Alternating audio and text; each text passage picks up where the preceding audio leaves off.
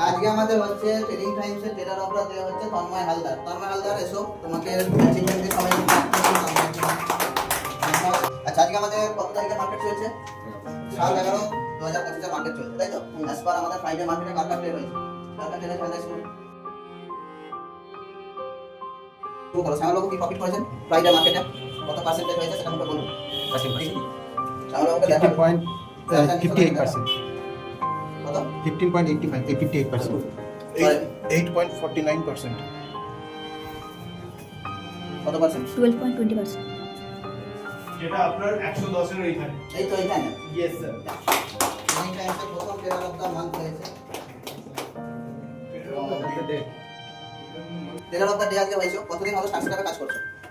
এই 1 month মতো হচ্ছে। 1 মান্থ হলো। স্টার সেটআপ সম্বন্ধে কি বলবে? স্টার সেটআপ সেটে অনেক কিছু শিখতে পেলাম, যেখানে আমার মানে এর আগে যখন আমি নিজে ট্রেড করেছি অনেক লস খেয়েছি, কিন্তু এই সেটআপে আসার পর আমরা বুঝতে পারছি যে এখানে ট্রেড কনফার্মেশন থাকছে এবং বিভিন্ন ধরনের আমরা স্ট্র্যাটেজি যে ইউজ করছি সে থেকে আমরা অনেক কিছু হেল্প পাচ্ছি, যেখানে আমাদের লস খাওয়ার চান্সেসটা অনেকটা কমে যাচ্ছে। আচ্ছা, কনসিস্টেন্সি প্রফিট হয়? হ্যাঁ, স্টার সেটআপ থেকে কাজ করলে কন্টিনিউ ঠিকভাবে আমরা সেটআপ ফলো করি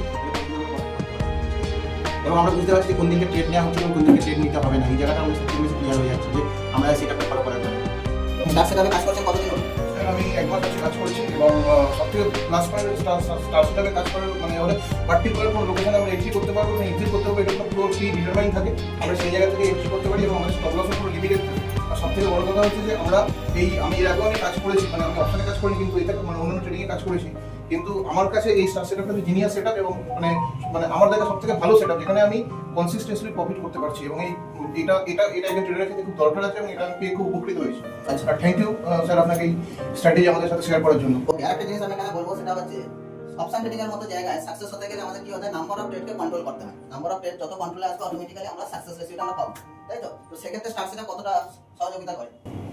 স্টার সেটআপ সেক্ষেত্রে অনেকটাই সহযোগিতা করে, কারণ আমরা ট্রেড নেবো, কোনদিন ট্রেড নেবো না, আর কিভাবে মানে যদি সেটআপ ঠিকঠাক থাকে তাহলে অনেকগুলো লট নিয়ে করতে পারবা।